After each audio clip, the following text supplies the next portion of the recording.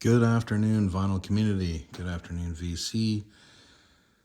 How y'all doing out there? It is your Vicar of Vinyl back with you, the VOV. I don't know if I'm going to stick with that, but I think it's kind of silly and funny. Not so much funny, maybe just silly, and I like silly. So, I wanted to start, I've been thinking about doing this for a while, and I wanted to start doing a series of videos based on 80s records I didn't listen to back in the day.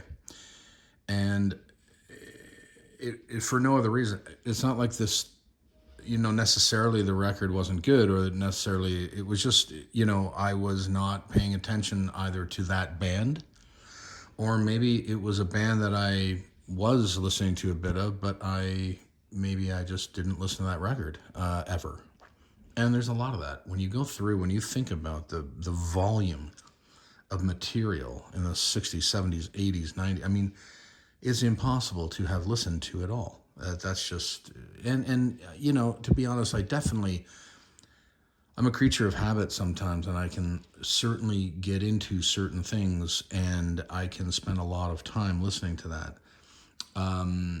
And I was certainly like that as a teenager. Now, I picked the 80s because the 80s was my entire teen years and early 20s.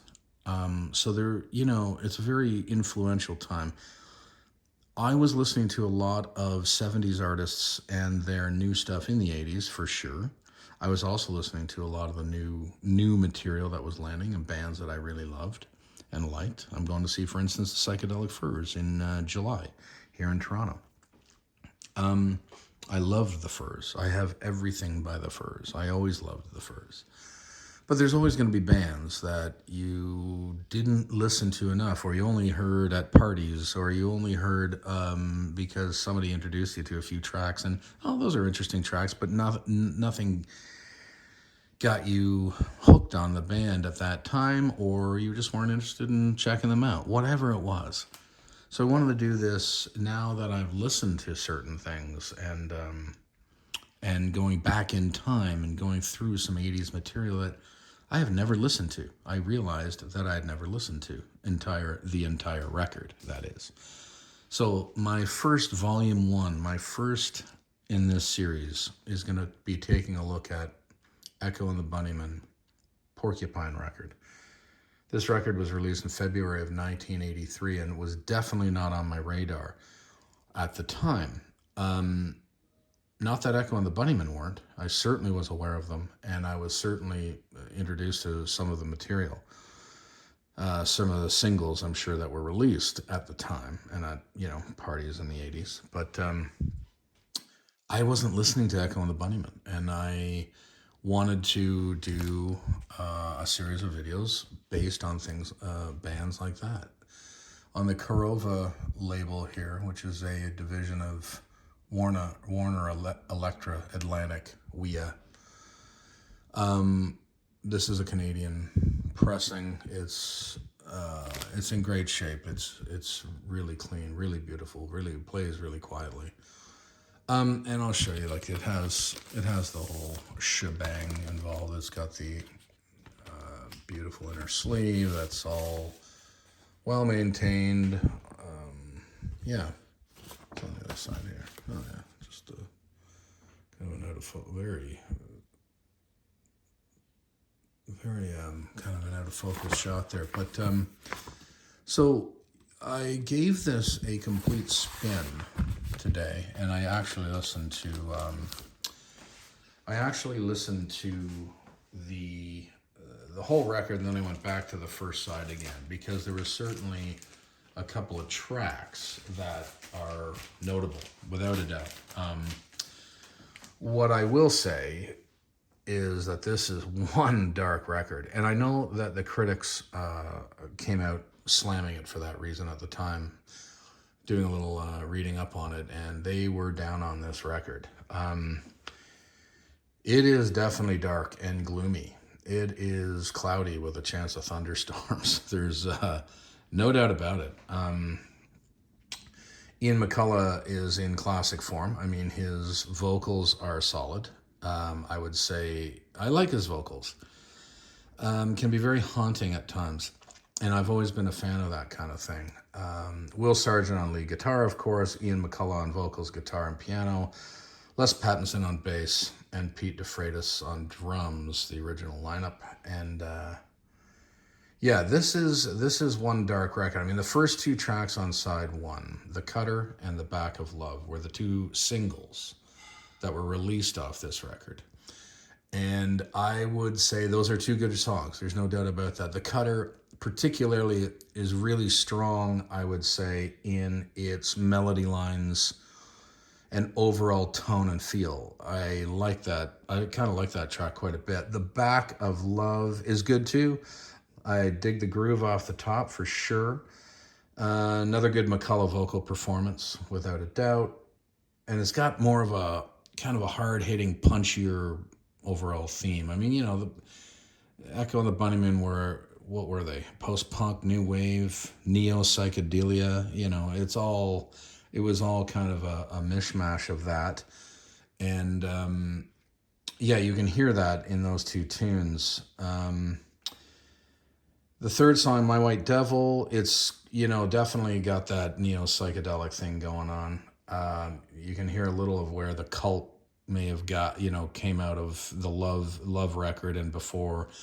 Not that they were completely influenced by Echo and the Bunnymen, they were influenced by a lot of bands, but it's in that same world, that song particularly. Clay, certainly it's a haunting tune, another good vocal performance, and another minimalist approach by Sargent and McCullough on guitar. And a Shankar, of course, Shankar was on violin throughout this. And in fact, from what I understand, the label had asked them to re-record this record and bring Shankar in to lighten it up. Apparently, the label kind of felt it was way too dark, and if they thought Shankar actually lightened it up, you got another thing coming. It's not that he didn't do it. It's just that there was no lightening this record up. I mean, you could try your best, but it was dark through and through. Yeah, Clay, good track. So the title track to end side one is Porcupine, another dark haunting. It's like a funeral dirge. It's like at moments, it's like a march to your death. And again, I'm not against that kind of thing at all. I kind of dig that thing. I like dark and gloomy sometimes, and quite a bit, actually. I like all kinds of music. Side two, what do we got? We got Heads Will Roll. Good opener, I think, for side two. I like the medley line on that one. Very straight ahead rock and roll beat, 4 on the floor kind of thing. Single stroke rolls on the drums. It's a good punchier. It's a good track. It's not bad. Rightness, it's okay. It's not bad. It's not great. I don't mind the groove. The feel on that's not too bad. The guitar riff, but it's starting to falter, I think, on side two. Higher Hell, nothing new. It's just following along the same minimalist motif as some of the other tracks. It's dark. It's dreary. Just nothing to write home about that track. Gods Will Be Gods. Yeah, I like the beat. I like the offbeat groove on that to start it off. I think it did, and the opening track. In the opening of the track, but the vocals are almost interchangeable. It's unidentified. It's not any different than, it's very, it's almost sounded like you could replace those vocals with another track before it, and the melody line was similar. In Bluer Skies, another very similar vocal melody. Monotonous and repetitive, I was finding. Overall, and in Bluer Skies, to end off side two, it's just another... that's what I was just going through. It's another dark, gloomy... overall, the vocals were monotonous, I found, on the second side. At least the last 3 tracks. It was almost as if McCullough was losing melodic ideas. But I will say, overall, it's not horrible. It's not a horrible record. I would say it's certainly not Echo and the Bunnymen's strongest effort, but it's good. It's okay. Yeah, it's okay. I'm gonna give Echo and the Bunnymen Porcupine a 2 out of 5 VOV stars on this one. I'm looking forward to doing more of these. Again, I like Echo and the Bunnymen. I just don't think this record all the way through is anything to really write home about. I think the first side is much stronger than the second side. Save for maybe Heads Will Roll, the first song on the second side. I think it's probably 6 of the tracks are decent, 2 really good. The first 2 singles are actually good, really good. Yeah, so that's my review on Echo and the Bunnymen Porcupine, records that I wasn't listening to back in the 80s, and I now have, and I have them in my collection. I'm glad I do. I'm a collector. This thing's in great shape, and I'm glad I have this. And I'll give it another spin for sure. But that's my review of Porcupine. Talk soon. Vicar of Vinyl out of here.